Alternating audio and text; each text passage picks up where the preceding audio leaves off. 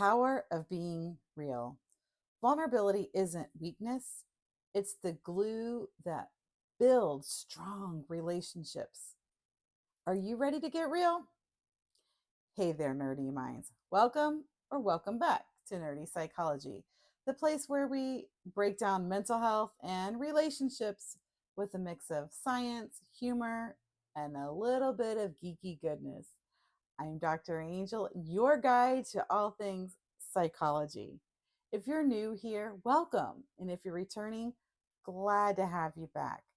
Now, before we dive in, grab a notebook and a pen because today we're getting deep. We're talking about vulnerability, the key to stronger relationships, but also something that can be really scary. And don't forget, hit that subscribe button because we're on a mission to reach 10,000 subscribers, and I would love for you to be a part of this journey.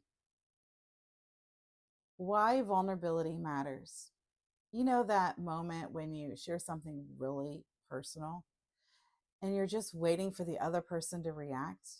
What are they going to think of me? Are they going to think I'm weird? Are they going to think I'm crazy? Are they going to accept me? Are they not going to want to have me in their life? Like, those are the questions that go through our mind over and over and over. Should we share this? Oh my gosh, I can't believe I said that. I shouldn't have never said that. I want to take that back. Like, in a split second after letting something personal leave our lips, sometimes we are running through all those questions in our mind. And that, my friend, is vulnerability. It's that emotional equivalent of standing on a ledge and hoping someone will catch you. Brene Brown, the queen of vulnerability research, says vulnerability is the birthplace of love, belonging, joy, courage, empathy, and creativity. But let's be real here. It can also feel like the birthplace of sheer panic. I once had a friend, we'll call him Mike. Mike was a successful lawyer, confident in the courtroom, but completely shut down in his personal life. One day, his partner told him, I don't really feel like I know you. And it hit him. He'd been keeping a wall up so tall and so thick and so wide because he was afraid that if he let somebody in, they wouldn't really like what they saw. Maybe they would think he's a fraud, or maybe they would think he's weak, or maybe they would think he's not good enough. Sound familiar? So, how do we safely open up? So, how do we embrace vulnerability without feeling like we just emotionally streak through the crowded mall? You know, where we feel completely exposed and naked? Well, here are 3 ways to safely open up. First, start small. You do not have to reveal your deepest fears on day one. In fact, you should never reveal your deepest things on day one. Share small personal things. First, maybe something, your favorite childhood memory, or your favorite color, or something that a weird fear you might have, or something that might be a little embarrassing, like, a crazy karaoke moment you might have had. Think of it like leveling up in a video game. You wouldn't fight the boss on level 1, right? You have to build that trust gradually. And trust needs one really important ingredient to build: time. There isn't a fast track to building trust in relationships. You have to give that trust time. And that trust happens when I put a little piece out and I see what happens with it. And are you trustworthy with it? Are you judging me with it? Or are you out there telling my business everywhere? And as trust builds, trust can handle a little bit more and a little bit more and a little bit more. But it builds gradually and it can shatter instantly. And that's the part of trust. So it's important that we give it the most important ingredient that it needs: time. Whether it's a romantic relationship or a friendship or coworker relationship, or even sometimes with family members. Trust takes time. And time is like the one thing in our culture that we do not want to give anything because, well, we're really at a short for it. Like everything is consuming our time. So we want that fast track. Well, if we spend more time together, would that fast track how much trust we have? No, no, because it needs that time to really grow and be authentic. So, secondly, we need to find the right people.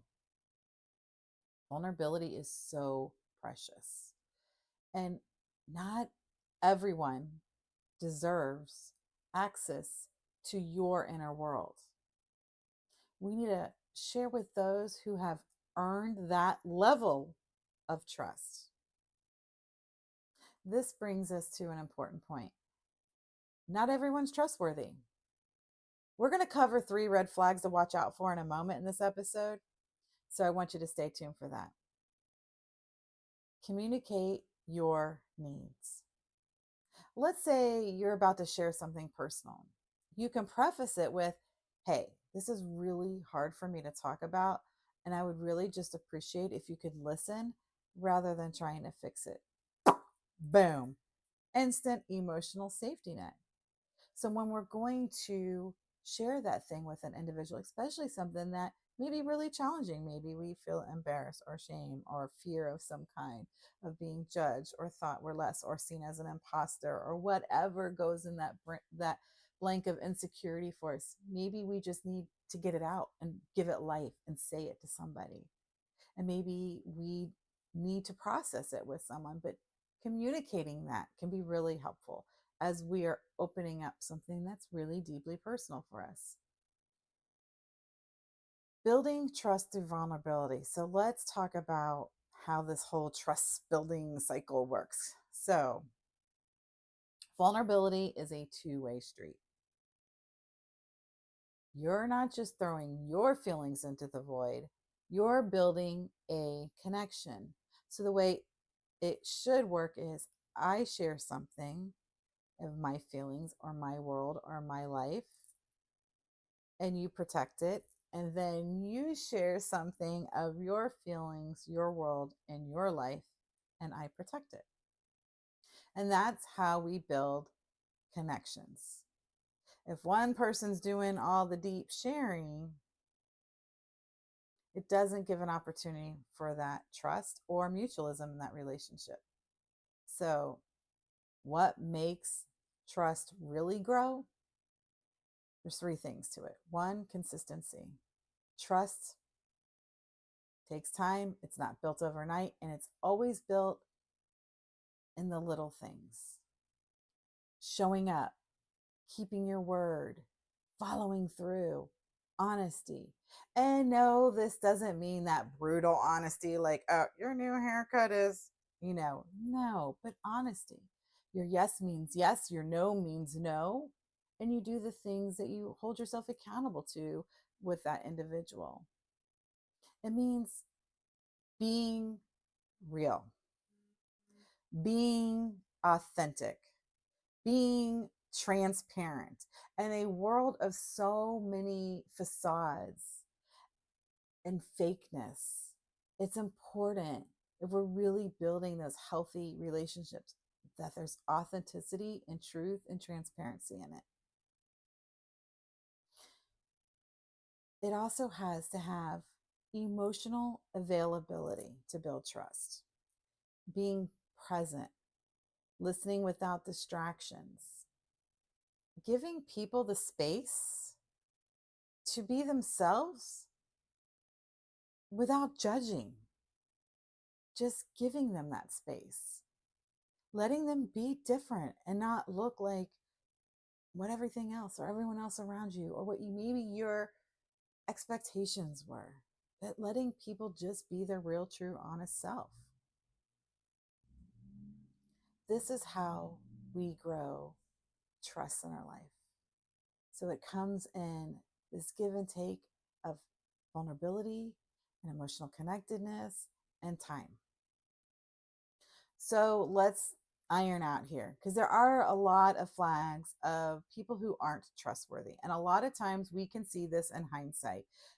But that can be too late for us because maybe we've already put that thing out in the universe and we've given them that piece of ourselves or that information that they now have used as a weapon or used to hurt us or used to make us feel like it's not okay. So here's a few of those signs that someone isn't trustworthy. And I want you to think about it in the foresight. And so we don't have to go back and process so many of the hindsights. Because I can tell you, like sitting in the counseling room when somebody's had this huge breach of vulnerability, of trust, of a betrayal, and they're like, oh my gosh, like in the first month of hanging out with this person, they did da da da da da. I should have saw. How did I not see? And then we feel had. We feel like, what's wrong with me? How did I not see this? And so let's just stop and pause. And we're not doing this in a way to like scope and scan and judge all the people, but there are some things to kind of take note of. They're not absolutes, but they're definitely things to take note of what level of trust, which just means, doesn't mean I can't trust this person with some things. It just may mean I'm not trusting them with a certain level of things. And we do have those levels. So, some signs that someone isn't trustworthy for deep vulnerability. So, before you start pouring your heart out, let's talk about these big signs so that they're not trustworthy for deep vulnerability. They dismiss your feelings. You know, when you share something personal and then the other person just says, like, totally overreacting, you're being dramatic, or really, that's not that big of a deal. If someone minimizes your feelings consistently and frequently, then they may not be a safe person for vulnerability. And it definitely will lead to conversations to find that out. But that is one of those flags that we should look for and how we should be careful. Another one is, well, if they gossip about others. Here's the rule. And I know you know the rule and I know you've heard the rule, but do we actually like follow this rule? A lot of us don't. And then we end up hurt and we wonder how that happened. If an individual is talking badly about other people, they will eventually talk badly about you. Another thing is if that individual is constantly telling you other people's business, secrets, or things they may not want out, they will eventually disclose your information out to others.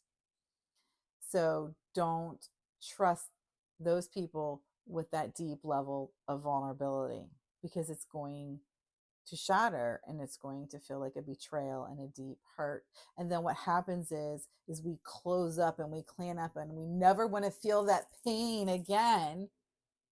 So I'm never going to share anything. I'm never opening up to another person again because I never want to feel that hurt. And that hurt feels so horrible. But the problem is then we're lonely and we're cut off and we feel sad and we feel so depressed and we feel invisible and we feel unlovable. And we need to heal that hurt, but we also need to be careful with those vulnerabilities.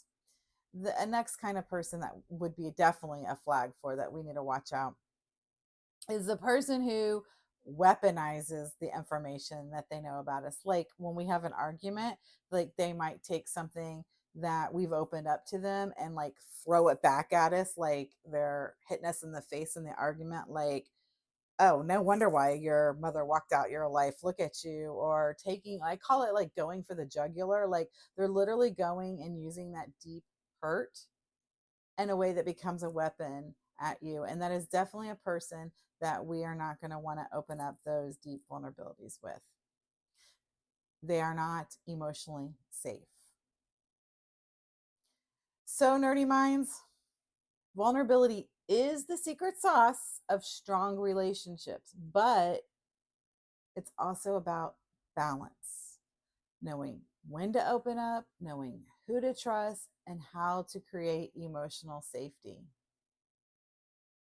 In the immortal words of Julia Roberts and Pretty Women, you say who, you say when, you say how much, and that goes to your private spaces and secrets and vulnerability and the things about you. You say who you share it with, you say when you share things with, and you get to decide how much you share that thing with that person. Let me know in the comments, what's one thing you wish that people just understood about you? I would love to hear your thoughts. And don't forget to hit that subscribe button because we're on that mission for 10,000 subscribers. If you found this information helpful or informative, please share it with someone who needs to hear it. We want everyone around us to have those strong, healthy, happy relationships. Don't forget, new episodes drop every Tuesday. So I'll see you next week. Until then, stay curious, be kind, and keep your mind nerdy. See you next week.